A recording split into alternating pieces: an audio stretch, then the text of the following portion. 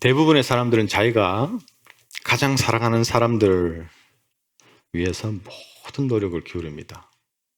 본인이 사랑하는 그 대상을 위해서는 뭐라도 합니다. 목숨도 내어놓습니다. 그래서 예를 들어서 부부 관계 사이라든지 또는 부모 자식 사이라든지 서로를 위해서 죽을 수 있을 만큼, 그래서 몸이 축나는 것도 모르고 참 최선을 다해서 자녀를 위해 또 배우자를 위해서 우리가 열심히 사랑하고 섬깁니다. 그 사랑이 클수록 깊을수록 간절할수록 그 사랑의 대상을 향한 수고와 노력은 훨씬 더 깊어지고 더 간절해지는 거죠. 더 진실됩니다. 서로한테 기쁨을 주기 위해서 노력하고 서로 섬기기에 힘을 쓰고 어딜 가 있으나 내 사랑하는 그 대상을 내가 생각하고, 또 상대방이 싫어하거나 힘들어하는 부분들이 있으면 내가 자제하고 절제하고 나아가서 고치려고 노력하는 것이 너무나도 당연한 현상이에요. 이런 경험들 다 있으시죠? 뭐 연애할 때도 그럴 수도 있고, 또 여러분의 배우자를 향해서, 또 자녀들을 해서, 부모님을 향해서 우리가 이런 사랑들을 노력하고 훈련하고 살아갑니다. 제가 물어보고 싶습니다, 여러분. 하나님 사랑하시죠? 아멘입니까? 하나님 사랑하시죠? 우리가 하나님 사랑한다면 이 성부, 성자, 성령 하나님, 이 우리가 정말 사랑하는 이 하나님도 우리가 사랑하는 대상을 향해 그렇게 진실되게 최선을 다해 사랑의 수고를 아끼지 않는 것처럼 그렇게 사랑해야 되지 않겠습니까, 여러분? 우리가 하나님을 사랑하는 사람들이기 때문에 하나님을 기쁘시게 하려고 그분과 더욱더 친밀한 사랑의 관계를 날마다 더 크게 하고 더 깊게 하려고 진실되게 노력하고 애쓰고 힘쓰는 것은 너무나도 당연하다라는 것입니다. 그래서 그분과의 온전한 그 사랑의 관계, 정말 풍성한 찐한 너무나도 애틋한 그 사랑의 관계를 우리가 이루어가고 또 그걸 누리기 위해서 온갖 노력을 기울이는 것은 너무나도 당연한 일이라는 것입니다. 사랑하는 성도 여러분, 신앙생활은 마치 결혼생활과 같습니다. 아마 이런 얘기 한 번쯤은 들어보셨을 거예요. 신앙생활은요, 절대로 종교생활이 아닙니다. 제가 전에도 말씀드렸지만 교회 안에 두 부류의 사람들이 있다고 말씀드렸잖아요. 교인과 성도들이 있다고요. 교인들은 구원받지 못한 사람들이에요. 그냥 교회에 등록된 교인들입니다. 근데 더 나아가서 성도들은 하나님의 자녀들이에요. 종교생활 하는 사람이 아니라 신앙생활 하는 사람들입니다. 일주일에 한두 번 교회 오고 예배 나왔다 해서 그것이 신앙생활이라고 절대 말할 수 없습니다. 구약 성경 보면 성경 전체에 사실은 우리의 신앙생활을 묘사하고 있고 설명해 주고 있어요. 구약 성경만 봐도 하나님과 이스라엘 백성의 관계를 마치 그 결혼한 부부의 관계처럼 비유를 많이 합니다. 언약 백성이라 그래서. 그래서 대표적인 케이스로 호세아서 말씀을 보게 되면 호세아 선지자와 고멜이라는 한 여인의 그 관계를 두고 하나님과 이스라엘 백성들의 관계를 묘사하죠. 그래서 정말 신실하고 끝까지 포기하지 않고 최선을 다하는 그 호세아를 향해서 이 고멜이라는 여인은 끊임없이 나가서 방탕한 삶을 즐기고 음란한 삶을 즐기고 남편 되는 호세아를 배신하고, 그러다가 오갈 데 없고 팔려가서 노예로 팔려가 있으면 그때 호세아가 와서 다시 돈을 주고 사가고 달래고 그럼 또 나가고 이런 삶을 반복하고 있어요. 그것을 마치 이스라엘 백성과 하나님과의 관계를 묘사하죠. 끊임없이 참으시고 정말 변함없는 사랑으로 베푸시는 하나님, 그 하나님에 대해서 계속해서 영적 음란함으로 딴 데 가서 하나님을 배신하고 딴짓하고 있는 이스라엘 백성들을 묘사하고 있어요. 신약 성경에 와도 마찬가지입니다. 예수님과 또 크리스찬들, 하나님의 자녀들을 신랑과 신부의 관계로 비유하죠. 마치 갓 결혼한 신혼부부처럼 이렇게 뜨거운 그 부부 관계로 표현을 많이 합니다. 그래서 성경책 맨 마지막에 있는 요한계시록 같은 경우는 전체의 빅 아이디어는 다시 오시는 예수님, 신랑 되시는 예수님에 대해서 그분의 오심을 기대하면서 순결한 신부로 그분을 온전히 기다리며 세상 속에서 때묻지 않게 순결한 신부, 즉 거룩한 백성으로 살아가는 하나님의 자녀들을 표현하고 있는 것이 요한계시록이죠. 이 결혼한 부부 생활, 이 결혼 생활이 정말로 특별하고 유니크한 것처럼 신앙생활도 마치 이렇게 아주 특별하다라는 것을 말해주고 있어요. 이 신앙생활이 결혼생활과 같이 성경 말씀 통해서도 마치 신앙생활을 결혼생활로 비유해서 말한 이유는 결혼생활이 가지고 있는 아주 유일한 특징들이 있기 때문이에요. 그 첫째가 결혼생활은 배타적인 관계의 특징이 있습니다. 그 exclusive relationship이죠. 이 남편과 아내 사이에 그 누구도 껴서는 안 된다는 거예요. 남편이 밖에 가가지고 누굴 도와준답시고 아니면 뭐 사업상 어떤 이유를 가지고 다른 여자와 더 많은 시간을 보내고 그 여자를 더 좋아하고 그 여자에 대해서 더 정성을 들인다면 그거는 말도 안 되죠. 그거는 문제가 됩니다. 반대로 아내가 그래도 안 된다는 거예요. 아내와 남편 사이는 누구도 더 끼어들어서 두 사람보다 더 가깝고 더 많이 알고 더 많은 시간을 보내고 더 사랑하는 관계, 더 이렇게 밀착된 가까운 관계는 없어야 된다는 것이 그게 결혼 생활이에요. 근데 하나님과 하나님 백성의 관계도 똑같다는 거예요. 하나님과 나 사이에 그 누구도 끼어들면 안 됩니다. 내 자녀도, 내 배우자도, 내 부모님도, 내 가까운 누구도 하나님과 나 사이에 끼어들어서 그 사이를 방해하면 안 된다는 거예요. 내가 그 누구도 하나님보다 더 사랑하면 안 된다는 뜻이에요. 저희 집에 제가 계속해서 항상 우리 자녀들에게 강조하는 게 있어요. 엄마 아빠가 가장 사랑하는 건 하나님이야. 그리고 엄마 아빠가 둘째로 가장 사랑하는 건 엄마 아빠 서로야. 니들은 넘버 3, 넘버 1이라고 착각하면 절대 안 돼. 근데 그게 자녀 교육에 가장 좋아요. 가장 좋습니다. 지금 시간에서 설명을 못하지만 근데 정말 하나님을 가장 사랑할 때에 가정이 건강한 관계, 가정에 대한 정말 온전한 이해, 사람 간의 사랑에 대한 온전한 이해가 더 생김을 우리가 경험할 수 있어요. 결혼 생활의 유일한 특징 두 번째는요, 의존적인 관계의 특징이 있다는 거예요. 부부 간에 서로 간의 필요를 채워주는 거죠. 한 사람이 일방적으로 모든 필요를 채워주고 한 사람이 일방적으로 모든 걸 의존하는 것이 아니라 아내가 남편에게, 남편이 아내에게, 또 남자로서 여자에게, 여자로서 남자에게 서로 채워줄 수 있는 것. 그래서 서로 상호 의존적이라는 거예요. 그래서 당신 없으면 난 안 돼. 그런 말들을 많이 하잖아요. 하나님에 있어서, 하나님 백성들에 있어서 우리는 하나님께 의존하는 관계예요. 전적으로 의존하는. 옛날 사실 요즘에 많이 바뀌었지만 근래까지만 해도 결혼 생활하면은 아내가 남편한테 거의 전적으로 의존하는 관계였잖아요. 남편이 돈을 벌어오고 집안일을 감당하고 그래서 벌어온 돈과 이 남편이 만들어놓은 삶의 그 영역 안에서 열심히 또 아내가 자식을 돌아보고 집안을 관리하고 그래서 많은 부분들이 남편이 무너지면 아내도 같이 무너지는 구조였죠, 예전에는. 근데 요즘에는 이제 많이 바뀌었죠. 근데 하나님과 우리 사이에 보면 하나님이 우리한테 의존할 건 없으시지만 우리가 하나님께 정말 전적으로 의존하는 거예요. 마치 당신 없으면 안 돼 하는 부분들. 남편들이 여보 당신 없으면 나 굶어 죽어.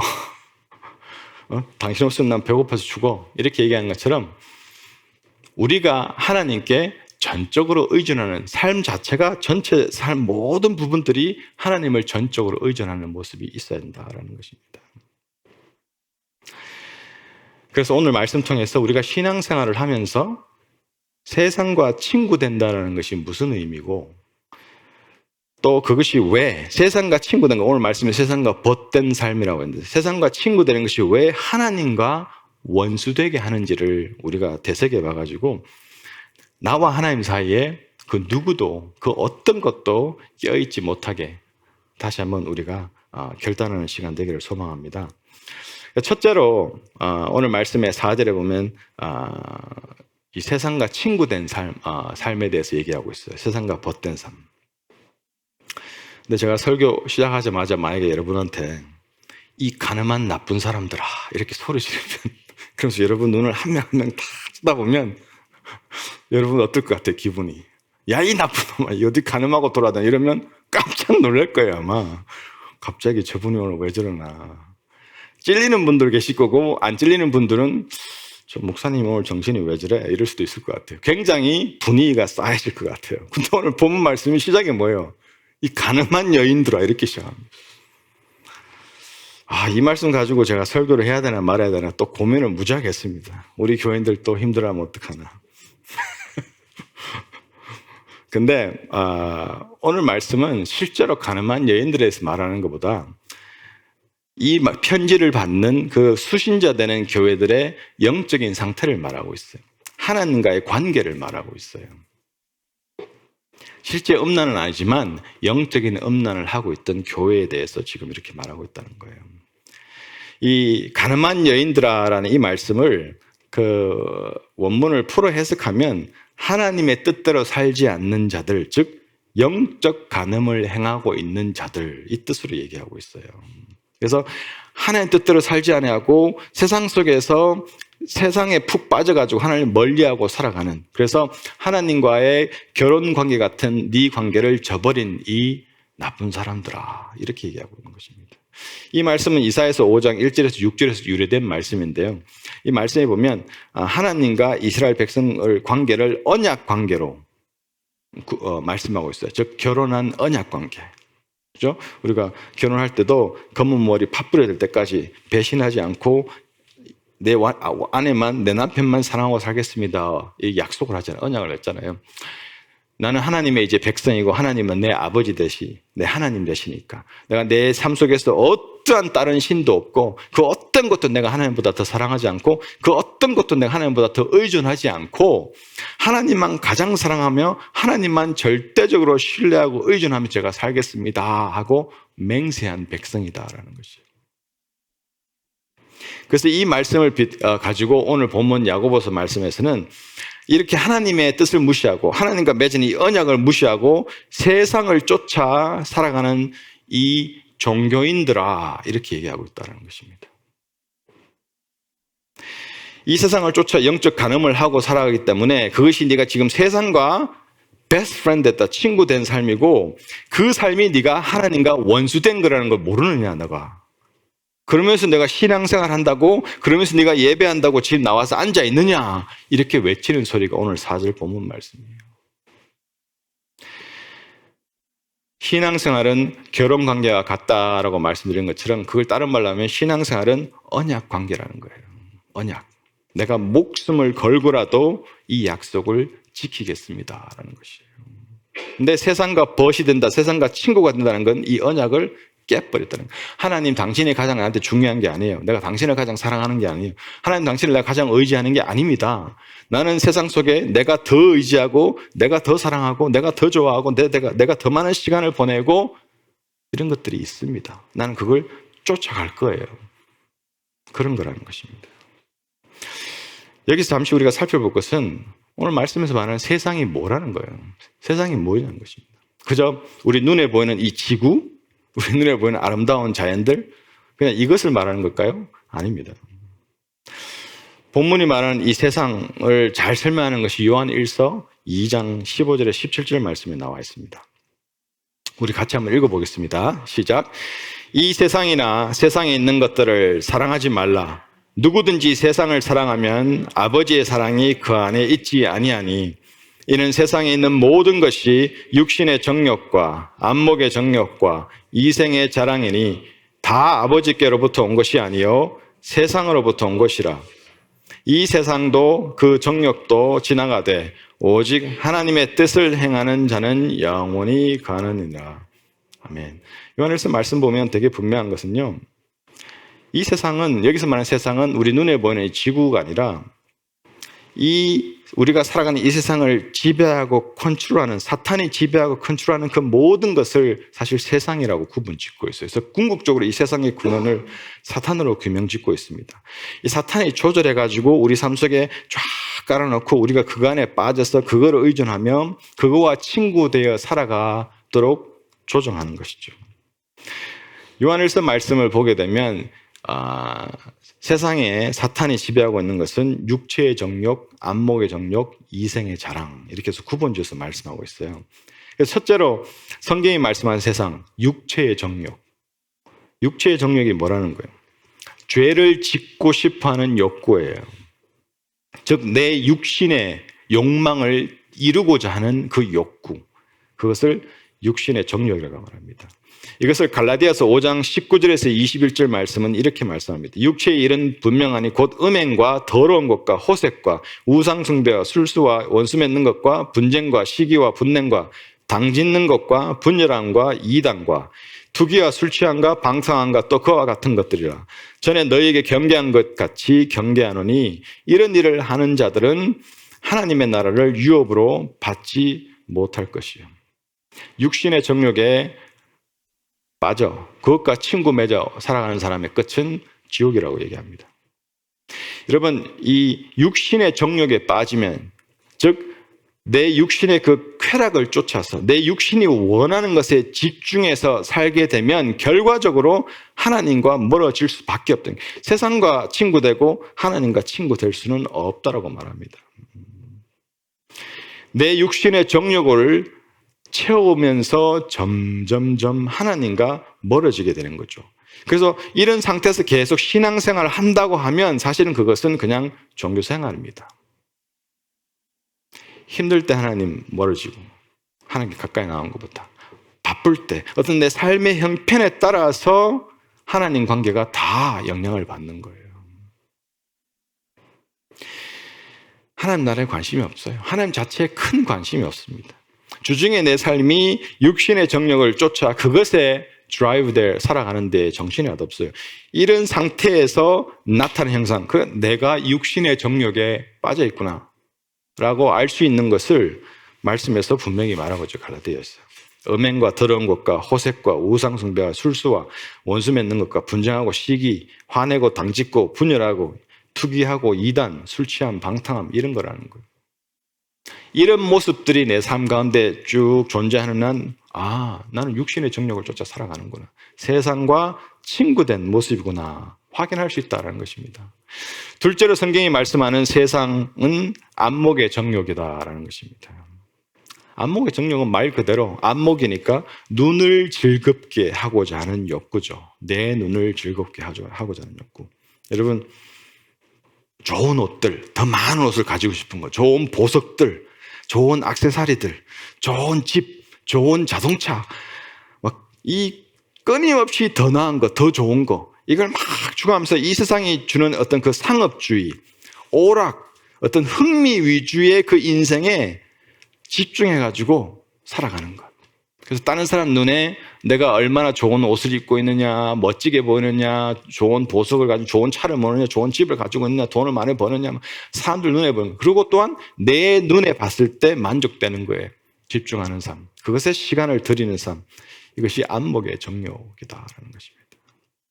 지금 우리가 살아가는 현대 시대만큼 이 안목의 정욕으로 사단이 유혹하고 공격한 적이 있었을까 싶을 만큼 너무너무 교모하고 광범위하게 이 안목의 정욕을 가지고 크리스찬들을 칩니다. 너무 이 정욕을 부추기는 모습을 볼 수 있어요. TV만 켜도, 전화기만 켜도 내 안목의 정욕을 채우는 것들로 넘쳐납니다. 너무 쉽게 그게 그냥 버릇처럼 그런 부분들을 보고, 내가 좋아하는 차가 있으면 하루 종일 그 차 보고, 내가 원하는 집이 있으면 하루 종일 집 찾아보고 집을 가보기도 하고, 내가 원하는 옷이 있고 뭐 보석이 있으면 하루 종일 그런 거 보고, 내가 좋아하는 드라마 있고 그 드라마를 통해서 내가 막 부러운 라이프스타일이나 내가 따라하고 싶은 그런 어떤 모습들이나 이런 걸 보고 부러워하기도 하고, 막 그거에 시간을 다 보내는 거예요. 여러분, 인류 최초의 죄를 지은 하와, 왜 인류의 최초의 죄를 지은 게 뭐냐면 안목의 정욕이에요. 안목의 정욕. 창세기 3장 6절 말씀 보면 여자가 그 나무를 본즉 봤다고 했어요. 그 나무를 본즉 보니까 먹음직하고 보암직하고 지혜롭게 할 만큼 탐스럽기도 한 나무인지라. 여자가 그 열매를 따먹고 자기와 함께 있는 남편에게도 주매 그도 먹은지라. 이 안목의 정욕이 사람을 쓰러지게 했어요. 죄짓게 했어요. 최초로. 지금도 수많은 사람들이 이 안목의 정욕에 쓰러진다는 것입니다. 셋째로 성경이 말하는 세상은 이생의 자랑입니다. 이생의 자랑이 뭡니까? 누가 더 높냐? 누가 더 똑똑하냐? 누가 더 잘생겼냐? 누가 더 능력 있냐? 누가 더 좋은 가문이냐? 누가 더 머리 좋으냐? 누가 더 돈 많냐? 막 다 경쟁 구도에 누가 더 이거예요. 그래서 내가 더 이거 되기 위해서 온갖 노력을 다 하는 거예요. 더 많은 인기를 위해서, 더 많은 권력을 위해서, 더 많은 명예를 위해서, 어떤 더 큰 가문을 위해서, 더 큰 학벌을 위해서 막 다 선해서 사람들이 우와 하면서 그 세상은 사람을 소개할 때 뭘로 소개해요? 쫙 이것을 그의 인기도, 그의 명예도, 그의 업적도, 그의 학벌도, 그의 가문도 이걸로 쫙 소개하는. 이렇게 소개하면 사람들이 박수치면서 막 존경할 만하다고 성공했다고 그렇게 얘기하잖아요. 이게 이생의 자랑, 이 세상의 자랑이라는 거죠. 이런 자랑을 위해 살아갈 때 내가 좀 더 유명해지고 좀 더 권력을 가지고 좀 더 똑똑해지고 좀 더 내놓을 수 있는 가문을 만들어가고 더 명한 내놓을 수 있는 학벌을 더 업적을 이런 거에 온 집중해 살아갈 때 세상과 친구된 삶이다라는 것입니다. 오늘 본문 야고보서 말씀에 따르면 영적 간음이란 하나님 자녀 그리스도인이라고 하는 사람들이 이 세상에 속한 것들, 즉 육체의 정욕, 안목의 정욕, 이생의 자랑에 의해서 다스림을 받고 주정의 삶이 그것에 이끌려 그것에 메인 시간들을 투자하고 살아갈 때 이 사람들은 세상과 친구된 자들이다라고 말하고 있어요. 세상과 벗된 자들, 즉 이 간음한 자들아라고 말씀하고 있다는 것입니다. 이런 삶을 추구할 때 내 주중의 삶이 점점 예수 그리스도와 그분의 십자가에 대한 그분의 복음, 그분의 가신 길, 하나님 말씀의 관심사가 점점 줄어들고 하나 앞에 영적 간음의 모습으로 나는 이 세상에 육신의 정력, 안목의 정력, 이생의 자랑에 더 많은 시간을 보내게 된다는 거예요. 그 모습, 그 삶 그대로 살다가 주일날 예배 와서 앉아있다 해서 하나님이 예배를 받으실까요? 천만의 말씀입니다. 주일날 와서 예배한다 해서 그 사람이 예배자일까요? 천만의 말씀입니다. 그런다 해서 주일날 예배 와서 앉았다 해서 참 하나님의 자녀일까요? 천만의 말씀입니다.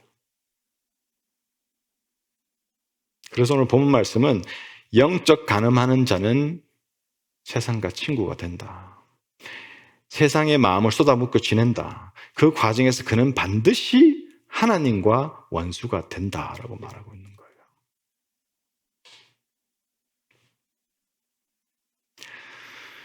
여러분, 세상과 친구 되지 않기 위해서 우리는 깨어 있어야 됩니다. 내 자신을 날마다 examin해야 돼요. 내 마음에 뭐가 들어있는가?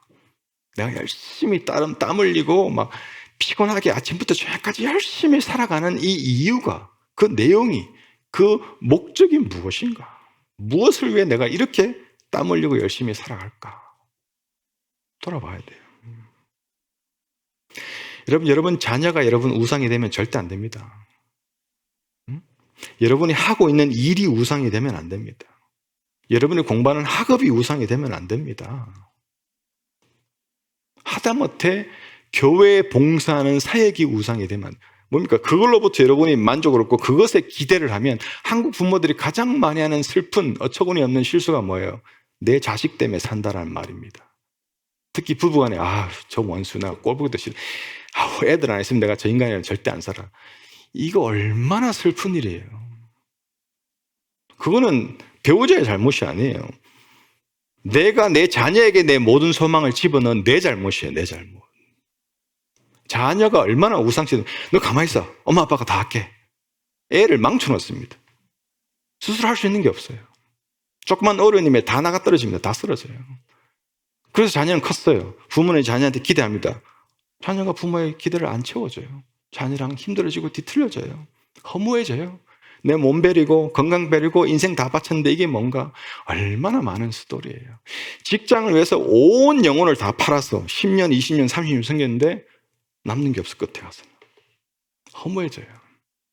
부부관계 안 좋아지면서까지 가족한테 소홀하면서까지 일을 하고 몰두했는데 뭔가 업적을 냈는데 학업도 똑같아요. 그렇게 했는데도 결국에는 그것이 우리 삶에 만족을 주거나 정말 내 삶을 올바르게 인도하지 않는다는 거예요. 우리가 세상과 친구 되지 않고 하나님과 원수 되지 않기 위해서는 두 가지를 기억하십시오. 하나님과 철저히 배타적인 사랑 관계를 유지하십시오. 하나님과 여러분 사이에 누구도 끼어들지 못하게 뜨겁게 사랑하는 신혼부부처럼 하나님을 뜨겁게 사랑하십시오. 여러분, 하나님을 단순히 인정하는 수준에 만족하시면 절대 안 됩니다. 그것을 내가 신앙생활 한다고 착각하면 안 돼요. 나 하나님 계시는 거 믿어요. 하나님 살아계신 거 믿어요. 난 십자가 사건도 믿어요. 그럼요. 하나님 믿죠. 인정의 수준은 신앙생활이 아니라는 거예요. 미국 사람들 85% 뭐라 그래요? I believe in God. I know He exists. 다 그렇게 얘기를 해요. 근데 그들 삶은 뭐예요? 그냥 그게 다예요. 인정하고 끝난다라는 거예요. 하나님 인정하는 건 신앙생활 아니에요. 하나님과 만남이 있어요. 뜨거운 사랑의 만남이 있어요. 설레임이 있어야 돼요. 아침에 눈 떴을 때 오늘 하나님 또 나를 어떻게 인도하실까? 이 부족한 나를 하나님께서 오늘 또 어떻게 은혜로 베풀어 주실까? 그분과의 오늘 하루의 삶을 아침에 눈을 탁 뜨면 세상이 두렵지만 동시에 하나님 계시니까 힘이 나고 또 오늘 하루 그분과 살아갈 것, 그분의 음성을 들으며 그분께 고침받고 그분께 힘을 얻고 그분께 또 훈련되어지고 그분의 손에 친히 내가 이끌림 받을 걸 생각하면 너무 흥분되고 기쁘고 감사한 것. 그죠? 그분 사랑하는 것 때문에 나는 무엇이라도 놓을 수 있는 것이죠. 부부 간에 서로 내 배우자가, 내 자녀가, 내 직장이, 내 학벌이, 내 하는 것이 내 인생의 목표가 되면 그때부터 하나님은 멀어지게 돼 있어요. 여러분, 부부가 서로를 열심히 사랑하고 알아가면 알아갈수록 그래서 다 이 사람과 결혼한 것이 너무 좋고 감사하고 그래서 시간이 지날수록 더 신혼보다 더 뜨거워지고 애틋해지고 얼마나 좋아요. 여러분, 사람은 알아갈수록 실망할 게 자꾸 나올 수 있을지 모르나 하나님은요, 알아가면 알아갈수록 실망할 게 없으니까 더 감동되니까 그분의 성품에 내가 막 감동이 몰려오니까 알아가면 알아갈수록 그분을 더 사랑할 수밖에 없어요. 내 삶 속에 그분을 인정하고 나아가서 그분을 경험하고 그분과 동행하고 그분대로 쫓아가는 거, 그분을 흉내내고 그분 말씀대로 살아가려고 노력하는 그 삶은 너무 자연스럽게 이루어진다는 거예요. 내가 그분을 사랑하는데, 그분과의 사랑 관계를 유지하는 데에 더 뜨겁게 하는데 방해되는 거는 그 무엇도 나는 놓을 수 있는 거예요. 놓는 삶이에요. 아무리 세상에 권력을 할 수 있고 아무리 많은 돈을 벌 수 있고 아무리 내가 원하는 걸 이룰 수 있다 할지라도 그것이 하나님과 내 관계를 갈라놓거나 방해한다면 놓을 수 있는 것입니다. 이것이 하나님과 철저한 배타적인 사랑의 관계를 유지하는 것이죠. 호세아서 말씀 보면 제가 좋아하는 선지서인데요. 호세아서 말씀 보면 너희들이 다시 하나님께 돌아와서 하나님과 재연합될 때 하나님께서 하나님의 성품을 너에게 선물로 줄 것이다 라고 말해요. 이 말씀이 뭐예요? 하나님께 돌아와서 하나님께 재결합하면 그분이 어떤 분인지를 철저하게 더 경험하게 해주겠다. 왜? 하나님 성품을 네가 경험하면 이 세상에 그 어떤 것도 하나님보다 귀한 게 없구나. 이래서 그분을 정말 뜨겁게 사랑해서 다시 하나님을 배신하지 않을 거라는 것을 알기 때문에 그 말씀을 하는 거예요. 하나님 성품을 선물로 받는 것만큼 복은 없어요. 내 삶 속에 하나님이 이런 분이구나 이게 경험돼가지고 막 눈물이 나오면서 감사가 나오고 다시 헌신하며 정말 그분 앞에 겸손으로 엎드리게 되는 순간만큼 복이 없다라는 거예요.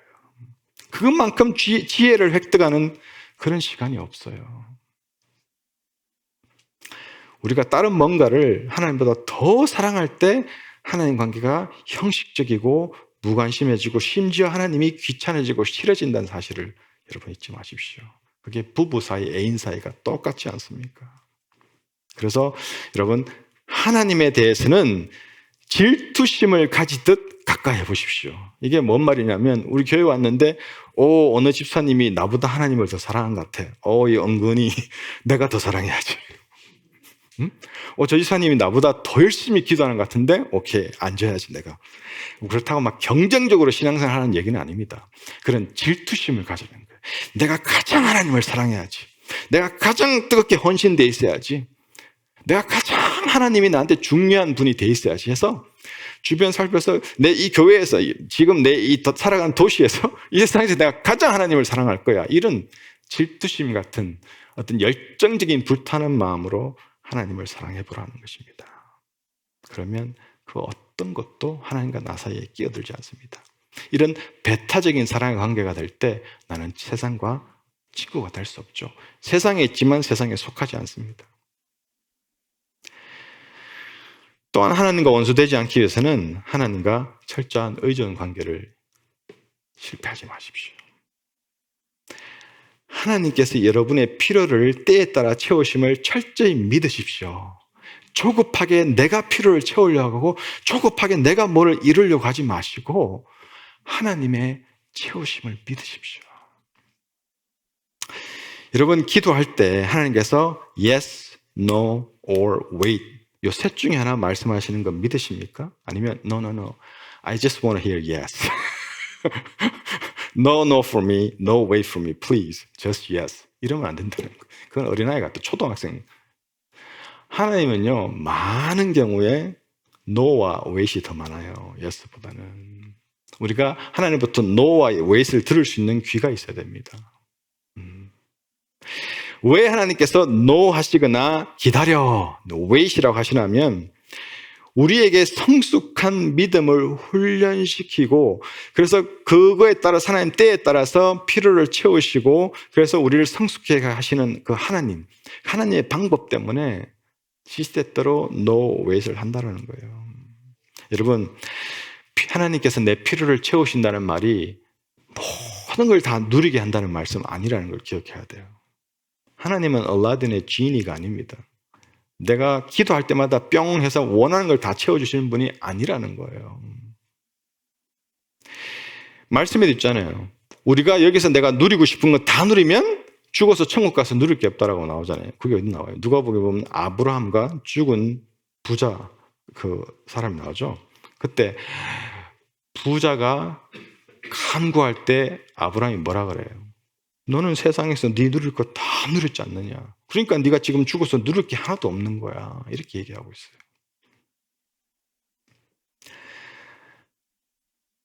내 원하는 대로 다 누리려는 삶보다는 내 필요를 하나님께 구하지만 하나님의 때를 기다리며 조급해서 하나님보다 앞서가지 않는 그것이 필요하다는 거예요. 하나님보다 앞서가면 세상과 친구 됩니다. 기다리지 못하면 세상과 친구 됩니다. 둘째로 세상과 친구된 삶의 결과를 보겠습니다. 4절 말씀 다시 보면 가늠한 여인들아 세상과 벗된 것이 하나님과 원수됨을 알지 못하느냐 그런즉 누구든지 세상과 벗이 되고 자는 자는 스스로 하나님과 원수되는 것이니라.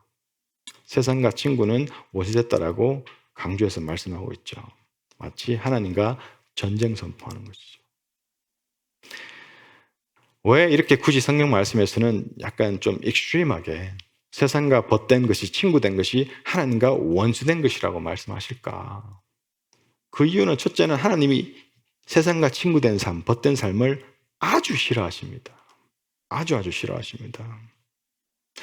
세상과 친구된 삶은 자기도 모르는 사이에 slowly, surely 하나님의 은혜의 문을 닫아버려요. 하나님의 은혜의 줄기가 내 삶에서 끊겨버립니다. 왜 끊길까요? 내 만족 중심으로 살기 때문에요. 내 판단에 만족이 있어야 돼요.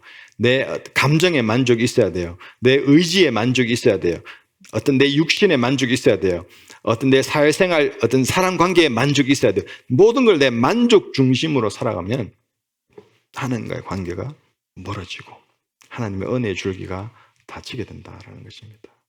그렇게 자기 만족 중심을 살면 내 영혼은 평안치 않아요. 여러분 아브라함의 케이스를 보십시오. 기다리지 못해가지고 자기 만족을 위해서 하갈을 선택해서 이스마엘을 놓고 난 다음에 하나님께서 23년간 침묵하십니다. 재밌게 살았어요, 인간적으로는. 그러나 그 기간 동안 하나님과 단절돼서 하나님이 침묵하시니까 아브라함의 아내는 평안이 없었어요. 다윗을 보십시오. 목숨을 부지하고자 사울로부터 도망 다닐 그때만큼 하나님을 간절히 붙잡고 영적으로 깨어있고 하나님과 정말 친밀하고 하나님 사랑 안에 거했던 적이 없는데, 그러다가 블레셋으로 쑥 도망갔죠. 살고자. 그래서 거기서 사울의 쫓아오고 목숨의 위험은 건졌지만 다윗 안에 평안이 없었어요. 그 학자들의 리서치를 보면 다윗이 시편을 정말 많이 썼잖아요. 3분의 2 정도 썼는데 요 블레셋으로 피신했던 요 기간 동안은 시편이 단 한 편도 없어요. 쓴 것이 하나도 없어요. 육신은 편하실지 몰라도 영혼이 편하지 않았던 거예요.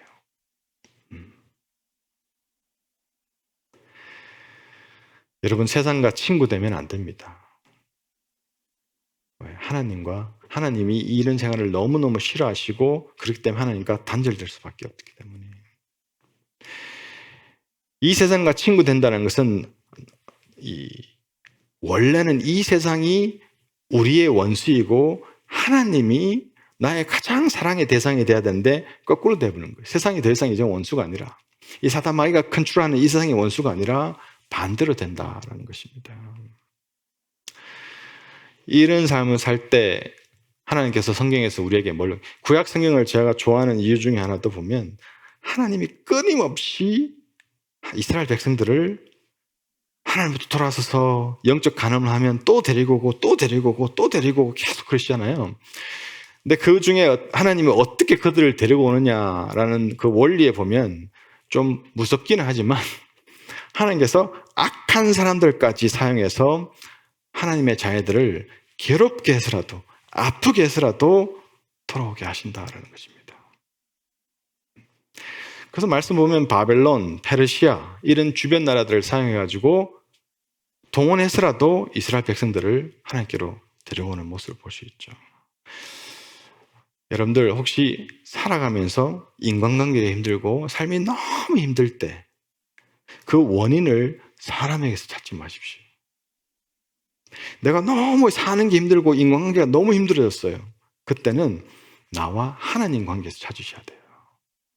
혹시 하나님이 내 힘든 이 삶의 역경들을 통해서, 이 힘든 인간관계를 통해서 하나님께로 다시 나를 이끌어 가시나라고 생각하는 게 옳은 생각이에요. 너 때문에, 저 사람 때문에 내 삶이 이렇게 됐어, 이게 아니라는 것입니다. 하나님과의 관계에서 그 이유를 찾으면 내 교만을 보게 되고 내가 하나님을 떠나 있음을 보게 되고 세상과 친구 된 걸 보게 되고 결국은 힘든 와중에 진실된 회개를 하게 되고 하나님께 제대로 돌아가게 되니까 사람 문제, 인간관계 문제, 삶의 문제들이 해결되는 것은 자연스럽게 경험됩니다. 수없이 많은 간증들이 있죠. 이런 거에 대해서.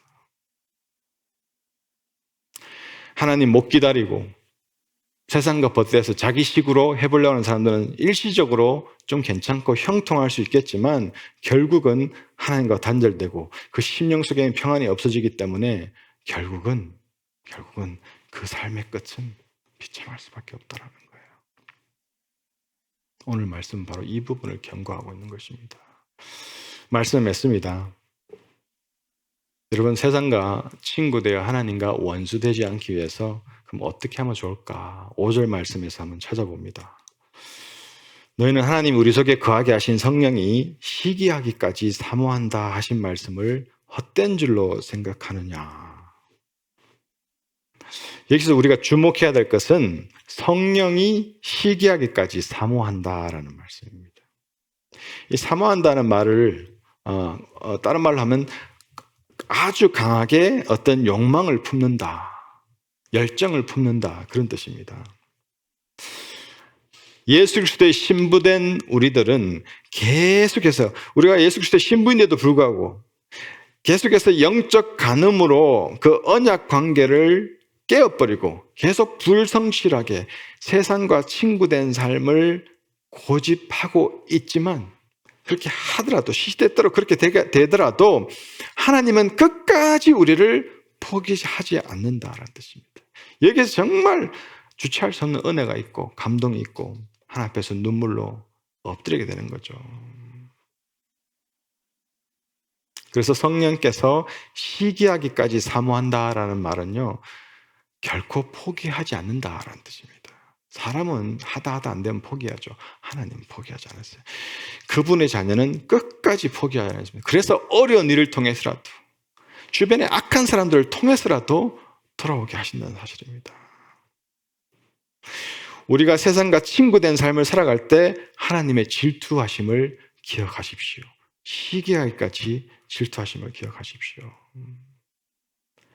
그 말은 우리 안에 갈등이 생기는 거예요. 여러분, 하나님 자녀이기 때문에 우리가 늘 하나님 자녀로 세상 살아가면서 하나님 앞에서 온전히 참 믿음대로 말씀대로 살지 못할 때 괴롭고 갈등이 있고 그런 게 많잖아요. 그게 하나님께서 내 안에 시기하고 있는 뜻이에요. 질투하고 계시다는 뜻입니다.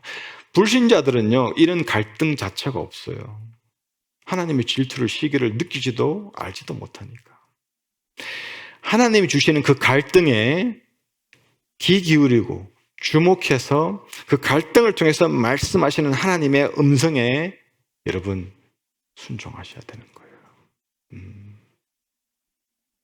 그렇게 안 할 때 하나님께서는 그 사람을 치십니다. 아무리 성령님이 마음의 갈등을 일으켰는데도 불구하고 계속해서 끝까지 육신의 정욕, 안목의 정욕, 이생의 자랑 이런 것들을 쫓아서 세상과 친구된 삶을 그냥 고집하고 살아갈 때 하나님은 그 사람을 치시게 된다는 거예요. 그 사람을 쳐서라도 돌아오게 한다는 것입니다. 그래서 얼마나 많은 사람들이 다 잃어버리고 바닥을 치고 아니면 병들거나 막 정말 너무 힘든 상황이 됐을 때 그때야 깨닫고 하나님께 돌아옵니까? 하나님이 제발 그러지 말라는 거예요. 내가 너를 칠 때까지 세상과 친구 되지 말라는 거예요. 내가 너에게 갈등할 때, 갈등을 일으킬 때 듣고 돌아와라. 그 말씀을 하는 것입니다. 하나님이 요즘 여러분 삶 속에 주시는 갈등은 무엇입니까, 여러분? 직장 생활 속에, 가정 생활 속에, 사람 관계 속에 주시는 갈등은 무엇입니까? 그 갈등에 귀 기울이십시오. 매일마다 성령 하나님께서 시기하기까지 여러분을 사모하고 계시다는 사실을 여러분 잊지 마십시오. 그렇기 때문에 하나님은 하나님의 사랑과 그 역사의 자리로 여러분을 초청하십니다. 그런 자리, 그런 시간 놓치지 마십시오. 예로 저희가 3주간 특별 기도하지만 그게 단순히 그냥 해야 되니까 하고 그래서 할 사람은 하고 말 사람은 말고 이렇게 생각하시면 안 됩니다. 여러분 각 개인을 향한 하나님의 역사와 하나님의 그 사랑의 초청의 자리예요. 지금 당장 배우자 자녀를 향한 막 뒤집혀지는 역사가 안 일어날 수도 있어요. 그러나 하나님은 기도를 반드시 들으십니다. 특히 성도들이 교회가 모여서 같은 제목, 기도 제목 가지고 부르짖을 때 하나님은 반드시 들으신다는 거예요. 그분의 때에 역사하신다는 사실을 잊지 마십시오. 이런 하나님의 초대의 자리를 마다하지 마십시오. 나 바빠, 너 피곤해. 그러지 말라는 거예요. 기도의 자리, 예배의 자리, 사역의 자리, 배움과 성장의 자리 마다하지 마십시오. 그것 마다하고 세상과 친구된 삶 유지하면 기어코 하나님과 원수되기로 선택하는 것밖에 안 된다라는 것입니다. 절대 안 될 일입니다. 여러분 매일마다 하나님 사모하고 그분 더 사랑하며 그분의 이끄심에 온전히 따라가는 그런 여러분들 되기를 간절히 축원합니다. 아멘.